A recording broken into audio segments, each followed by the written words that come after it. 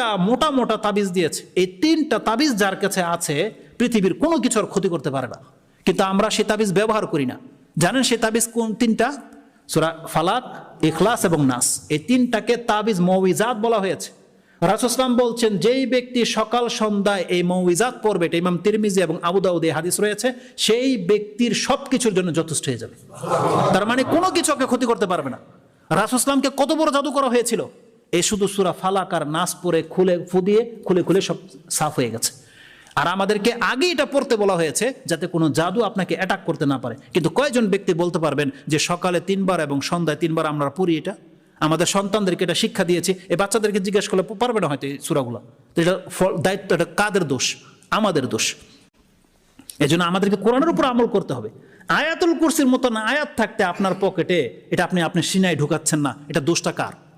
আপনাকে বলেছে আয়াতুল কুরসি আপনি দেয়ালে লটকে রাখেন কিয়ামত পর্যন্ত, আপনার দাড়ি সাদা হয়ে গেছে। আরে একটা করে আয়াত পড়লে, একটা করে লাইন পড়লে তো এতদিন আপনি মুখস্থ হয়ে যেত কোরআন, আর আপনি একটা আয়াতুল কুরসি মুখস্থ করতে পারেন না। আপনি ভরসা করে বসে আছেন তাবিজের উপরে, তো দোষটা কার? হুজুরদের দোষ নয়, এক্ষেত্রে আপনাদের দোষ। কোরআন থাকতে কোনো ব্যক্তির তাবিজের প্রয়োজন হতে পারে না। একান্ত যেই ব্যক্তি হতভাগা সেই কেবল এই রাস্তা ধরতে পারে, কিন্তু যারা জ্ঞানী, যারা কল্যাণের পথে আছে, তাদের জন্য কোরআন যথেষ্ট। পুরো কোরআনের কথা বলা হয়নি, শুধুমাত্র সূরা ইখলাস, ফালাক, নাস। কত সেন্সিটিভ কথা, এটাও আমাদেরকে বুঝে আসে।